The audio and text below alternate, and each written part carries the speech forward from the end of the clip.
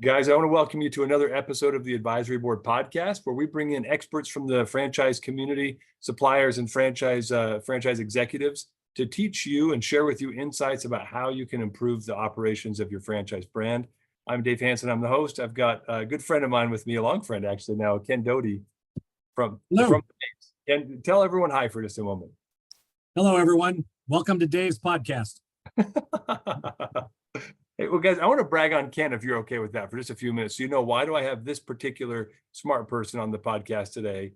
I've known Ken for years now, but he's the COO of the Maids International. The Maids is a leading home cleaning franchise system. There's so many cool things to share about the Maids, but one of them is, and not just because they're a client of mine, right? But the way that they operate is pretty awesome. So.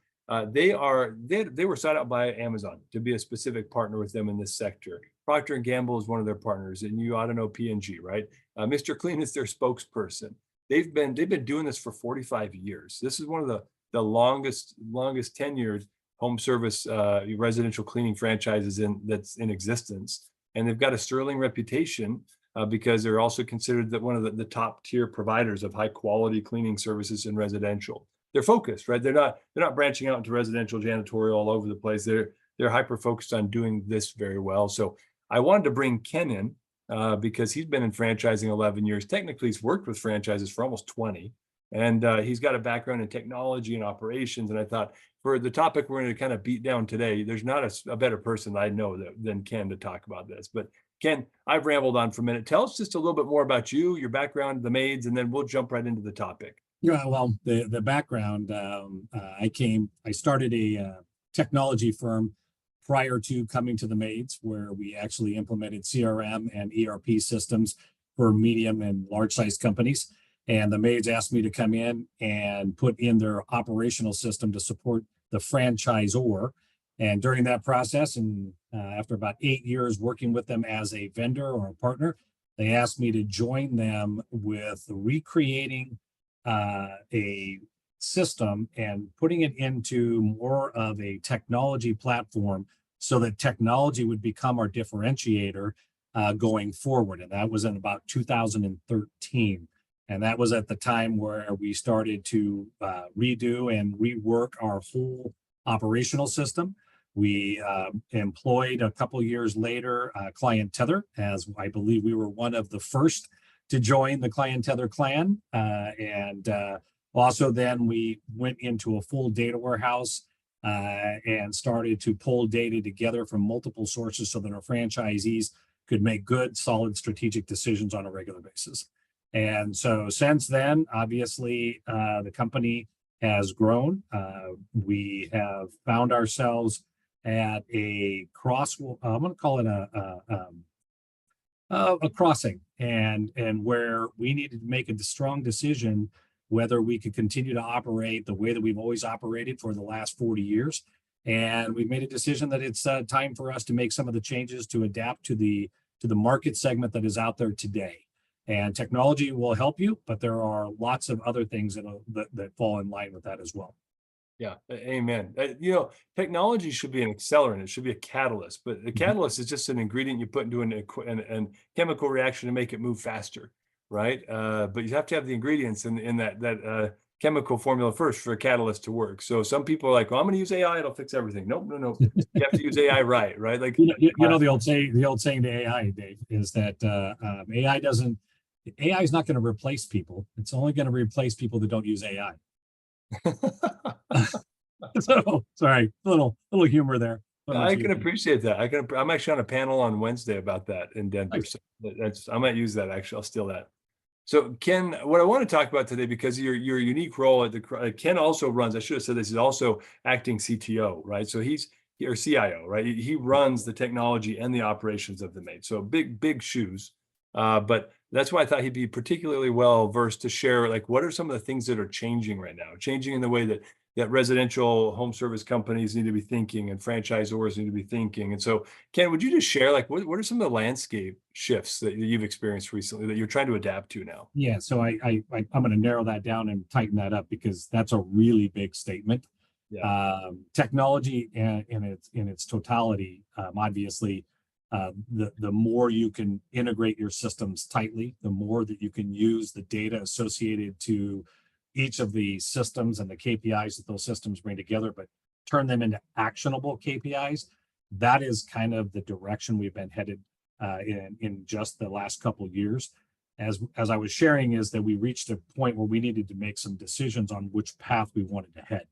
Mm-hmm. And when the organization was originally built back in 1979 and then actually matured over several years, they had a standard set of multiple KPIs, and that is KPIs that we would look at to make sure that your business is operating and so forth. About 3 years ago, Dan Kerwin, our CEO, came to me and said, hey, we need to figure out in our organization, what is that one number? What is that one number that our franchisees can be very hyper focused on, that one or two numbers technically? And we started to identify, by combining financial data with operational data, we are able to identify a true, what we call our contribution margin. That is the amount of money that you earn every single hour that you're operating in a home. And that contribution margin is, I'm going to say, your number one KPI, as long as you can continue to operate. So you either want to increase your hours or you want to improve your contribution margin. In either case, these are two levers that are the most important things. To get to that required some re-engineering of our back end, re-engineering the way our data is consumed, re-engineering the way the data is processed, and so forth. But doing that then allows you to say, okay, if we know that these are the two KPIs we need to focus in on, what levers are we going to be able to pull specifically to each of those big KPIs? Those levers then include things like, how are we selling? What are we selling? What do the consumers want? The beauty of our relationship with Procter & Gamble, and as well as some of the additional researches that we've pulled for and paid for, we've actually gone out and asked our consumers, what is it that you're looking for? Is it you're looking for just one standard clean? No, they're not. They're looking for something that better fits their lifestyle, specifically to who they are and what they're trying to do on a regular basis. We started to then modify our offering to accommodate what the consumer really is asking for and what they want. Once you identify that, now you actually have your offering. Then you got to figure out, well, how are you going to sell this to the consumers so that your franchise, which is I don't want to use the word aging, but we have a very mature franchise network. And our franchise network needs to understand that this isn't transactional. This is selling a little bit of a different way. And then you apply that into your CRM system. Obviously, ours is ClientTether, but that then you apply into your CRM system so that your sales process matches your operational process, matches your offering, so that you can impact your KPIs. A lot to state. I can keep going on that, but I think that at least touches base of what I think you're looking for. No, there are a couple of key things. I was listening. I was like, I don't hear a lot of brands that think the way you guys do, and that's one of the reasons why you guys, lead that pack, right? As far as the way that your franchisees are succeeding, and I mean, cleaning is not a sexy industry, right? No. There's nothing sexy. In fact, it's the non-sexy industries that often produce. But I would beg to differ and tell you that if you truly think about impacting lives, which is part of our core value set, there's not a better way to go into someone's home, clean their home, and give them a feeling that they don't normally get when they arrive at their home. Not to mention for those that can't clean for themselves, those that need that extra lift from that standpoint. So I guess it's kind of matter how you look at the role itself. But you are correct. You are cleaning someone's home. Right. Well, and my point in saying that is no commentary on the personnel or anything, but scrubbing toilet. I scrub toilets to pay for my freshman year of college. There's just nothing. Yeah, nothing exciting about that, except that the counterpoint that I would make to it is, if you actually look at the back end data and you look at the item 19 in cleaning industry, it's a pretty sexy industry, actually. People can make very good money in an industry like this. We can't make any claims or disclaimers about that on this call, blah, blah, blah, regulatory, blah, blah, blah. But, like, it's just— we are making no claims. Yeah, exactly. We are making no claims here. So, but the point is even though it's not one of those industries where people are like, whoa, I'm doing some crazy new cool idea that no one's ever thought of before, it is still the way you guys are doing it is very unique. And I heard a couple of things I want to just highlight. We're talking about being a data-driven franchise system. In order to become a data-driven franchise system with a very complex operating model, you have to be able to pair in together your operations and your CRM tech stack together and your marketing data. And like, you've got to be able to start piecing together all these different silos of data so that you can then get a 360 view of what's happening, so you can have insights. Data is totally different from insights. And I heard you say that in different words, but I wanted to pull that out. Yeah, so I would second that and tell you that we have invested in our own standalone data warehouse. It's an Azure data center. The beauty of having your own data is that then you can actually build out your own APIs.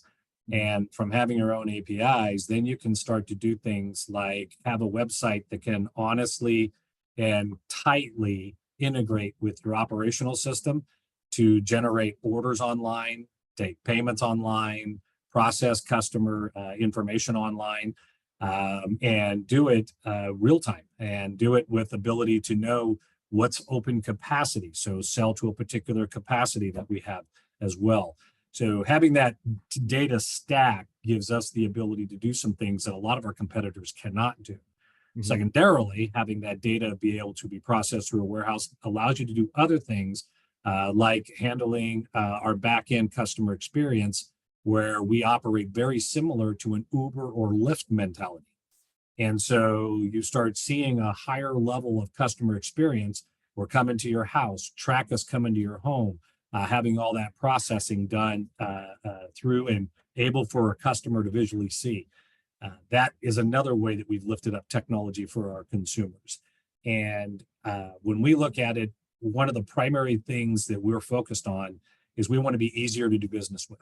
We want to make it easy for consumers to choose us. We want to make it easy for consumers to work with us, to pay us, to take care of things. Anything that it has to do with the consumer experience, we want to make it easy. And we also want to make it easier on our franchisees.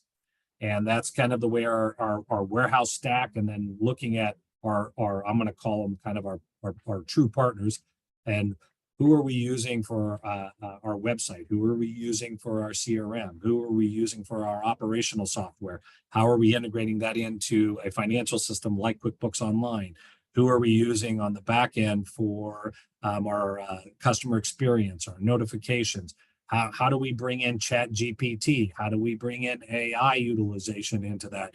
These are all ways to actually help us create a better process specifically for our franchisee to service our consumers. Yeah, and you're focused on the right two segments, right? It's I can't remember who first told me this. It was years ago, but the first rule of franchising: make sure your franchisees are wildly successful, and then everything else will work itself out. But in your world, you're also focused on how do we make the consumer wildly successful interacting with our franchisees, which is ultimately what fuels franchisee success. So I love the split focus there. Carry it the full circle. So now we have consumers that like our service, like to do business with us, like to do business with their local provider.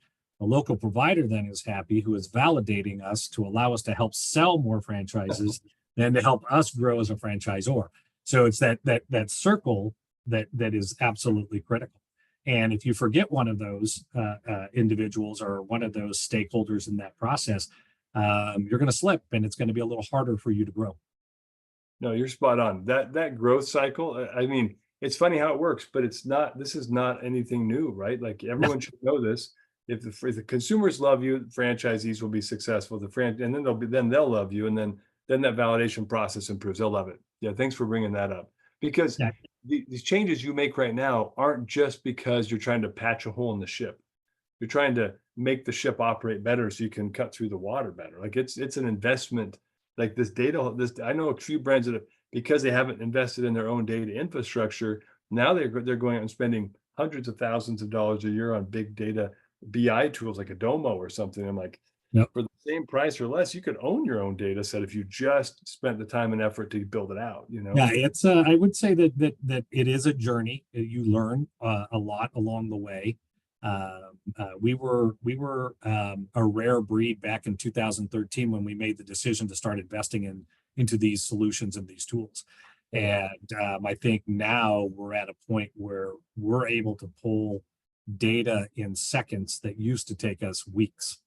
Our dashboards are set up to pull the proper KPIs at the right times and allow us to take action. We're able to actually look at our franchisees today in a completely different way than we ever have.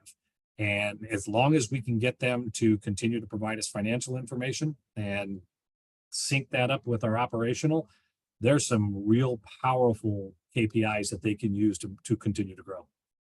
I love that. Well, let's shift gears for a second, Ken, Yep. and tell me a little bit about.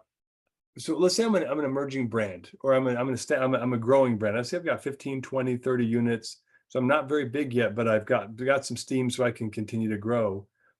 Some people would say, oh, it's way too early to invest in infrastructure and technology. Well, how would you respond to that? And what advice would you give a brand that's growing but doesn't really have the back end and the tech that you guys do? If I could have been around the Maids when we were only at 15 or 20, I would tell you that is absolutely the best time to invest, because you're basically looking at limited amount of systems that you're trying to tie and connect to.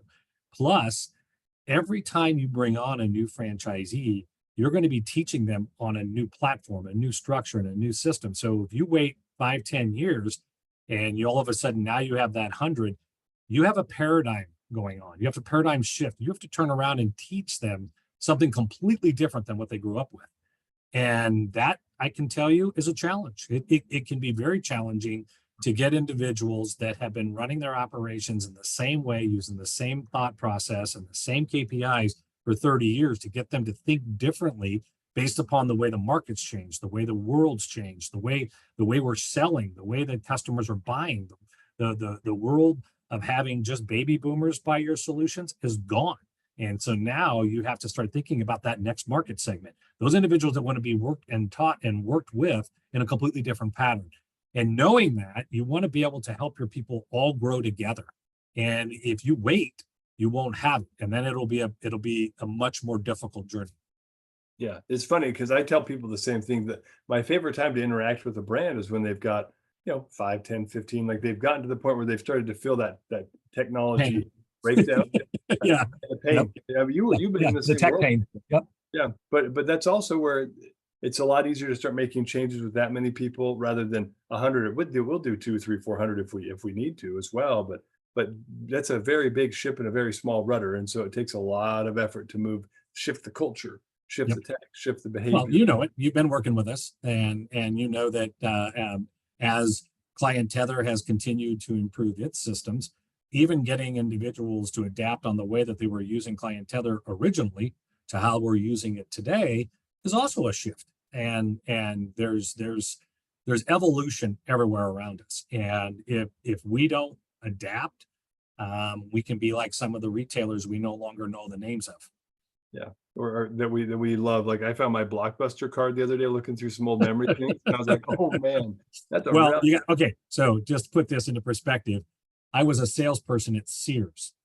So that'll put it in perspective. All those old people that are listening to this and go, "Oh, I remember that company." Yeah. And for all those young ones that say, "What's Sears?" Go back and read a little history book. But they've been around for a couple hundred years, and then all of a sudden gone in a blink. Yeah, did not adapt. It's the waiting too long, waiting too late, waiting to adapt, and not being able to understand the market segment and cost them. Oh, yeah, Kmart, Shopko. There are so many examples of that. So I want to ask you a couple of questions about franchisee behavior, because technology stack data can actually be a really powerful tool. We've talked about being able to give you guys know how to operate the franchisor model. How are you seeing that this data now is helping to impact the way the franchisees operate?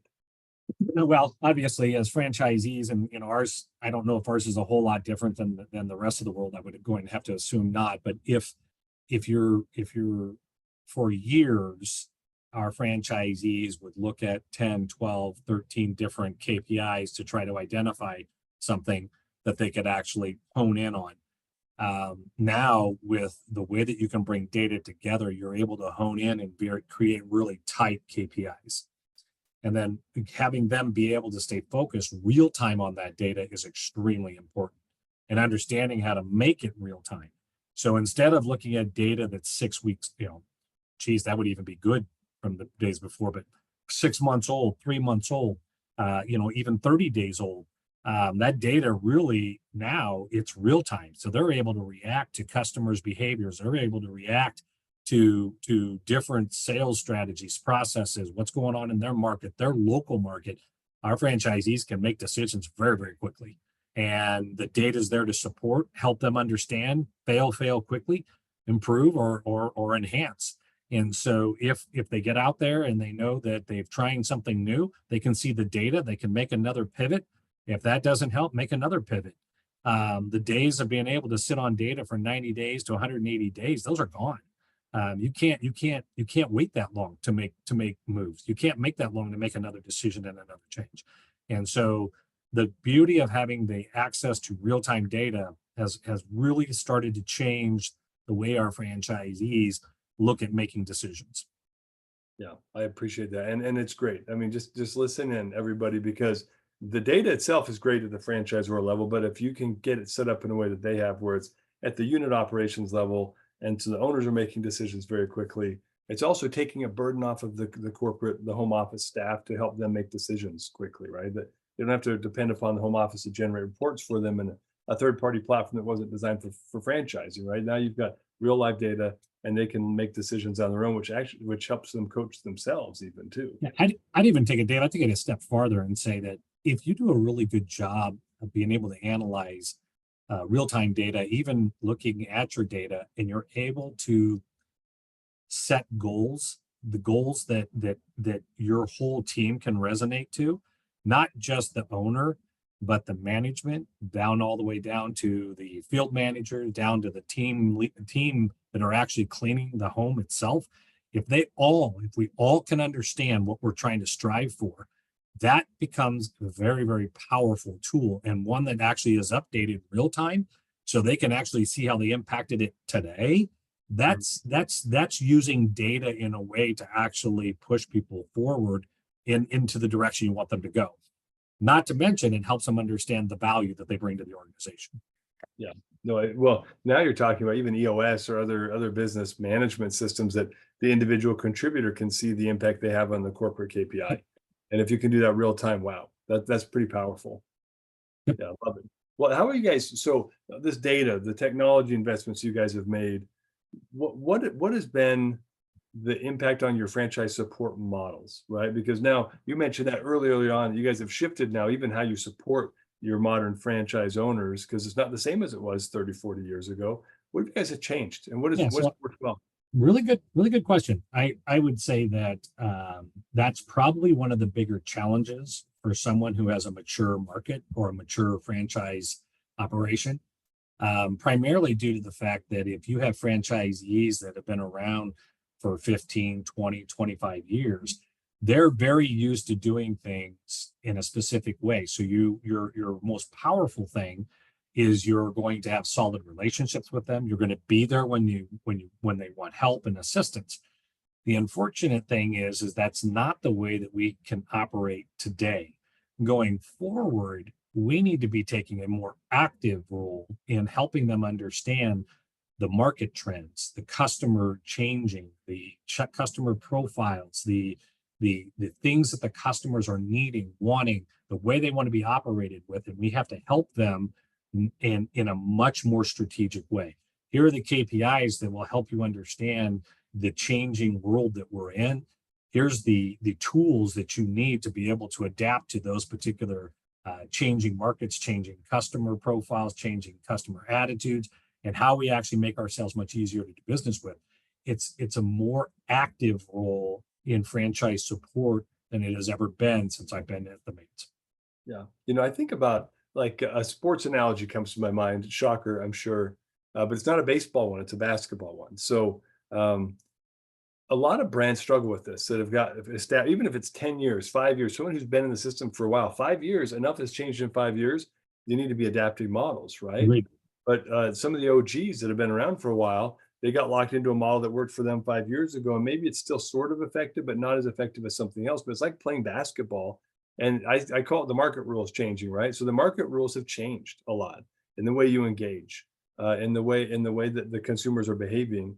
And it's like you're playing a game of basketball with some guys, and they announce a rule change that you don't have to dribble anymore, but you're still out there dribbling the basketball, right? Like it completely changes the way you. That is totally just, I can't even see that happening, but yes. Yeah, but can you imagine though? Like if you didn't have to dribble yes. anymore, it'd be like Jerome Bettis running down the field with the basketball and just running. Like it'd be so much harder, especially if you decided you want to keep dribbling the basketball. And I see Agreed. that in a lot of franchise systems where the OGs, even if you are like trying to coach them, so trying to help them adapt to these new models can be pretty hard. Well, the positive is that new franchises coming in, new franchisees, they don't know any different. Exactly. And so they embrace, they're all in. It's an easy journey for us. The harder one is to help franchisees that why should I change? Mhm. I've done it this way for 20 years. I've done it this way for 10 years. And why should I change? Why do I think that the customers are changing out there based upon what research is telling us? Why do I need to change? And so what we're finding is that that's one of our bigger challenges, to help them understand. And you do that through a lot of your data analytics. You do that through research. You do that through meeting with customers and talking with customers and sharing that feedback with our franchisees. I love it. You mentioned data and KPIs. I was going to ask you specifically about that, but we've talked a lot about data today. But in systems that I've worked with, the one thing that I see that will change the established franchisee behavior, franchise owner behavior, the most is seeing the data and the performance of the people that work around them, their peers. It's peer data, where they say, "Now wait a minute, that franchise operator's only been in business for a year. I've been in business for 5 years, and they're almost as big as I am. All of a sudden, I've got their attention, right?" Yep.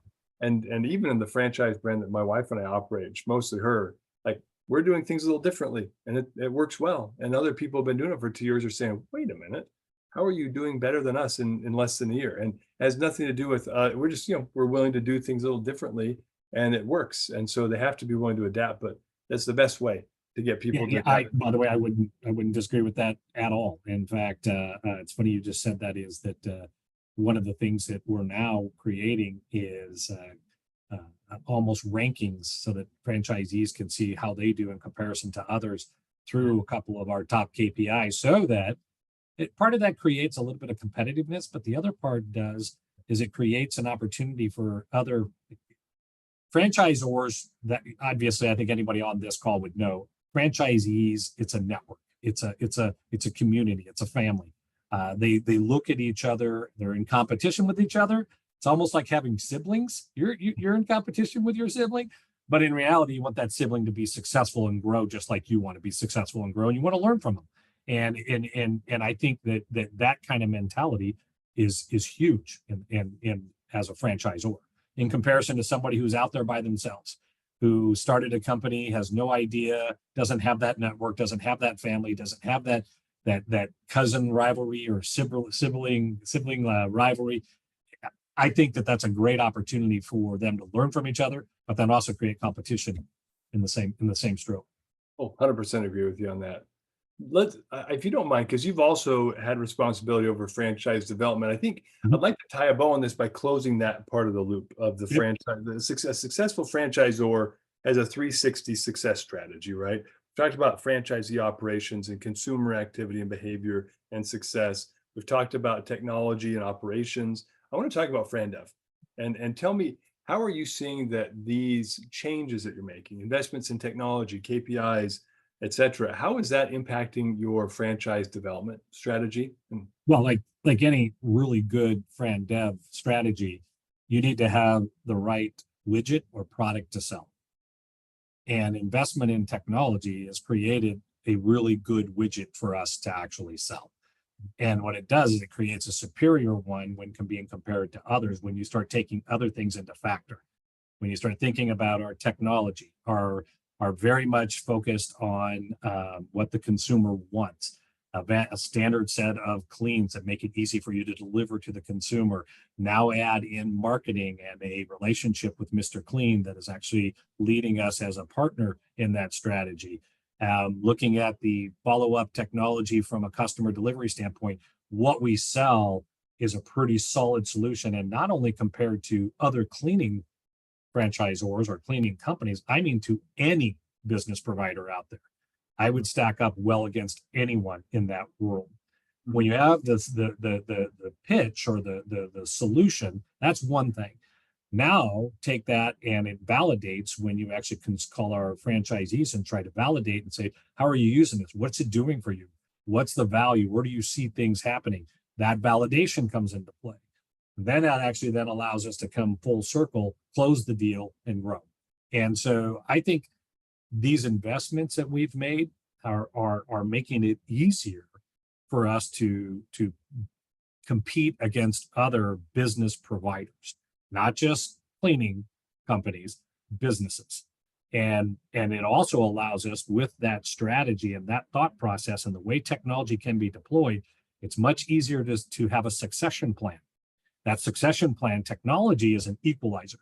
If technology is built into a platform and you're a person that uses that technology to provide a service and you're ready to sell your company, you're really selling your company, but it has already the whole platform already built into it, lessening the importance of the owner, putting a higher importance on the business and the business value. And so we believe that when you go full circle on this, it makes it easier for them to resell. It makes it easier for them to bring their kids into the business and have next generation businesses, which we have lots of them going through right now. So that's your whole full circle in my mind. It's all about having the right solution to sell, the right solution to deliver. You also have to have the validation of those that are actually using the solution. It has to be then replicatable and also be able to be consumed by others so that it can actually be a product that can be sold around the sales process. Yeah, I love that. That's perfect. As you were saying that, the words came to my mind that if you create the proper system, the system operates the franchise, not the business owner, right? And that's where you have it now becomes a scalable asset. It becomes easier for somebody to become a multi-territory. And by the way, this is not me lessening the value of the owner. The owner is the one that creates the local presence and the strength, and they're the one is the face. They're the ones that actually grow the business. But it's like anything else. We should always be operating in a way that make ourselves almost irrelevant for someone else to step into the role. Because the second someone else can step into my business and take over that business with learning and a little bit of education, there's a value there. Then I can sell that business for more, and then I can if I have to be a part of it. Yeah, no, you're spot on. I appreciate that. Well, Ken, let's do this. You've shared a lot of great insights with us today about managing a franchise system with proper data and KPIs, proper technology infrastructure. Yeah, even some of these nuggets about how does updating your franchise support model and your go-to-market impact the way that you even do franchise development. If somebody wanted to reach out to you and have a conversation with you, pick your brain, go out to lunch, what's the best way for them to get in touch with you? Obviously, we all have that easy email, which is just simply kdoty@maids.com. And obviously, anytime you can call me, you can actually, if you can't remember that, ask Dave. Dave will pass on all my personal information. My cell's always on. And I love to talk about business in general, but then I love to talk about what we've accomplished here at the Maids. Yeah, well, you should be proud of it. You and the team, you guys have done a great job there. Ken, I sure appreciate you. Thanks for coming on, my friend, and sharing some insights. And we'll have to do this again sometime. I think it was Been a pleasure, my friend. Yeah, of course. Thanks.